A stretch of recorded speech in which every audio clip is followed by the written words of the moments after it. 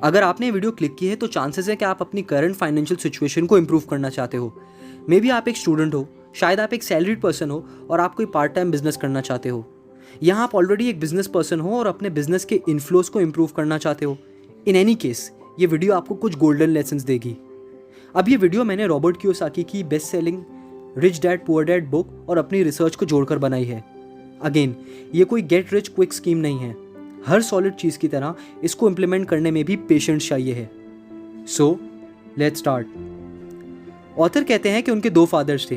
एक उनके अपने फादर जिनको वो पुअर डैड कहते हैं और दूसरे उनके दोस्त के फादर जिनको वो रिच डैड कहते हैं और एक फादरली फिगर मानते हैं। उनके अपने फादर यानी पुअर डैड प्रोफेशन से एक PhD टीचर थे, वाइल उनके दोस्त के फादर यानी रिच डैड एक बिजनेसमैन थे जिन्होंने 8th ग्रेड भी पास नहीं किया था। अपनी डेथ के बाद रिच डैड ने मिलियंस ऑफ डॉलर्स छोड़े थे अपनी फैमिली के लिए, चैरिटी के लिए और चर्च के लिए, जबकि उनके पुअर डैड जिनकी अर्निंग अच्छी थी मगर उन्होंने सिर्फ लोन्स और बिल्स छोड़े थे टू बी पेड ऑफ। दोनों फादर्स की पैसों को लेकर सोच में भी ज़मीन आसमान का डिफरेंस था। पुअर डैड किसी भी अच्छी और महंगी चीज़ को देखकर कहते थे हम ये अफोर्ड नहीं कर सकते। रिच डैड सेम चीज़ को देखकर अपने आप से सवाल पूछते थे कि मैं क्या करूं जिससे मैं ये चीज़ अफोर्ड कर पाऊं। पुअर डैड कहते थे मैं अमीर नहीं हूं क्योंकि मुझ पर तुम बच्चों की रिस्पॉन्सिबिलिटी है। रिच डैड कहते थे कि मुझे डेफिनेटली अमीर बनना है क्योंकि मुझ पर तुम बच्चों की रिस्पॉन्सिबिलिटी है। एक कहते थे कि पैसों के मैटर्स में प्ले इट सेफ, बहुत ज़्यादा रिस्क नहीं लो। दूसरे कहते थे कि रिस्क लो और रिस्क को मैनेज करना सीखो। Since subject of money school में नहीं बल्कि घर पे सिखाया जाता है, इसलिए आप अपने आसपास लोगों को देखोगे जो काफ़ी डिसेंट अर्न कर लेते हैं फिर भी मनी रिलेटेड प्रॉब्लम्स में फंसे रहते हैं।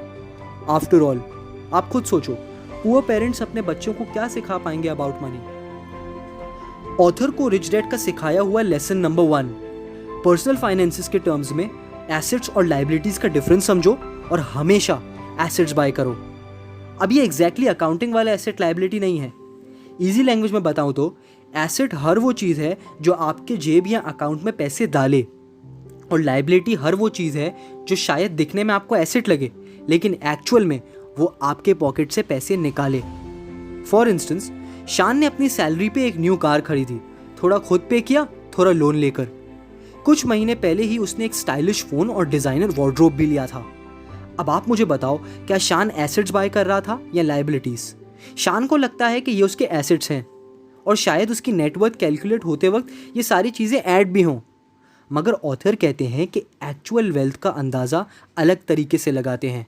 मैं आपको इनकरेज करूँगा कि ये सवाल आप अपने आप से भी ऑनेस्टली पूछना।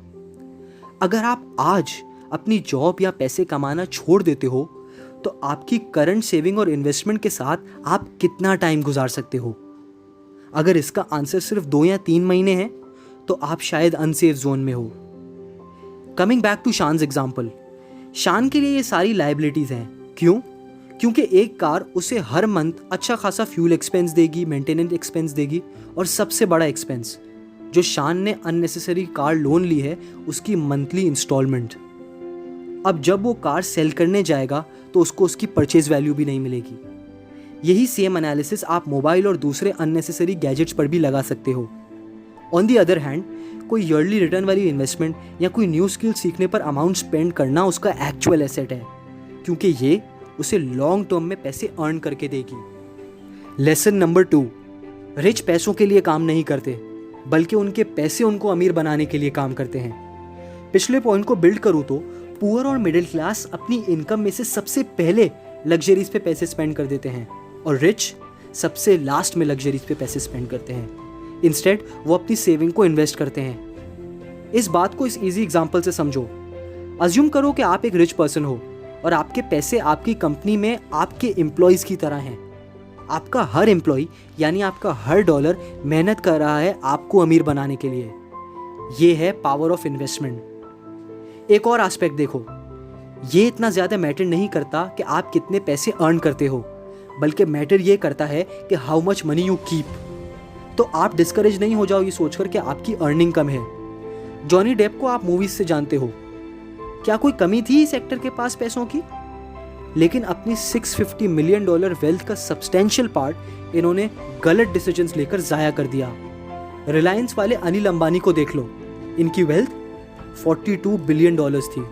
कुछ टाइम पहले ही लंदन के कोर्ट में इन्होंने बैंकरप्सी डिक्लेयर कर दी। अगर पैसे कमाना इतना ज़्यादा मैटर करता तो ये हमेशा रिच रहते।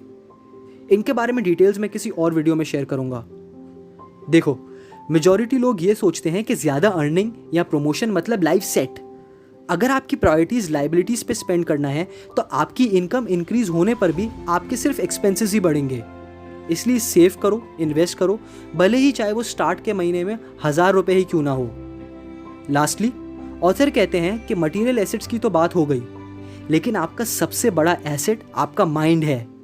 आप अपने माइंड को एक्सरसाइज करवाओ, यानी अपना एक्सपोजर बढ़ाओ और अपने माइंड को नई नई सिचुएशन में डालो, क्योंकि इसी से आपको नए आइडियाज़ मिलेंगे और आपको वे फॉरवर्ड भी नज़र आएगा। जिस तरह प्रॉपर फिजिकल एक्सरसाइज से आपकी हेल्थ अच्छी होने के चांसेस बढ़ जाते हैं, इसी तरह प्रॉपर मेंटल एक्सरसाइज से आपकी वेल्थ इंक्रीज होने के चांसेस बढ़ जाते हैं।